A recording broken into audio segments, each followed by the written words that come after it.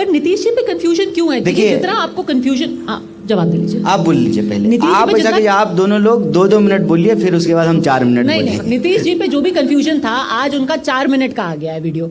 4 minute में उन्होंने साफ साफ बोला है कि भाई देखिए, मैंने पिछले 20 साल में ये काम किया है, मैं फला काम आगे भी करूंगा, और मैंने अब एक ऐसे बिहार को एक ऐसे पॉइंट पे पहुंचा दिया है जहां पर एक बार बिहारी बुलवा किसी का कहलाया जाना गाली मानी जाती थी, अब बिहार के लोग जो हैं बहुत ही सम्मान से कहते हैं कि भाई हम बिहार से आते हैं।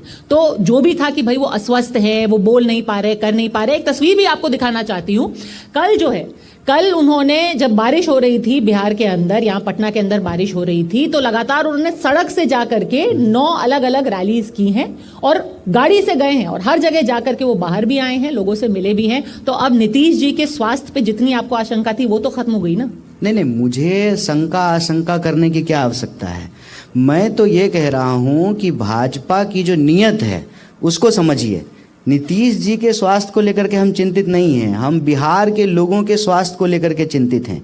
बिहार के अंदर जो सरकार बनेगी वह सरकार किनके हितों की रक्षा करेगी, हम इस बात को लेकर के चिंतित हैं। हम इस बात को लेकर के चिंतित हैं कि 20 साल से जो बात हम लोग सुनते आ रहे हैं, मतलब जब कॉलेज में आए थे +2 करने के लिए, तब से वो बात सुनते आ रहे हैं। पीएचडी समाप्त हो गई, पीएचडी करते हुए किए हुए भी मुझे 5 साल होने को हैं, वही बात सुनते आ रहे हैं कि बिहार में लॉ एंड ऑर्डर ठीक हो गया है, बिहार में विकास की गंगा बह रही है, बिहार में लोगों को रोजगार और नौकरी मिल रही है, महिलाएं सुरक्षित हैं। तो हम कहते हैं कि आंकड़े तो कुछ और कह रहे हैं। आंकड़े कह रहे हैं कि रोज हत्या हो रही है, बलात्कार हो रहा है, पुल चोरी हो रहा है, चूहा शराब पी रहा है, आईसीयू में मरीज का पाँव कुतर दे रहा है।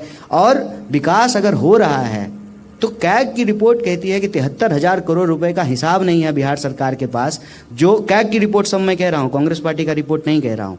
बिहार की स्वास्थ्य व्यवस्था भारत में सबसे वर्स्ट है। और एजुकेशन की बात अगर कोई आकर के करे, खास करके किसी भी पार्टी का कोई प्रवक्ता आकर के करे, अगर वो कॉलेज में पढ़ा रहा हो तो उससे ज़रूर ये पूछिएगा कि बताइए सिलेबस किस ज़माने का चल रहा है, 3 साल की डिग्री 5 साल में क्यों मिल रही है, क्यों जो है पेपर लीक हो रहा है, क्यों बीपीएससी के अभ्यर्थियों को पीटा जा रहा है। ये सब सवाल उनसे पूछिए। और सब कुछ अच्छा हो गया है तो ज़रा इस नेता सबसे पूछिए कि इनका बच्चा पटना में रहता है, इनका बेटा बेटी यहाँ पढ़ता है, कितना मंत्री है जिसका बच्चा जो है पटना यूनिवर्सिटी में पढ़ रहा है, मगध यूनिवर्सिटी में पढ़ रहा है। ये सवाल जरा उनसे पूछिए।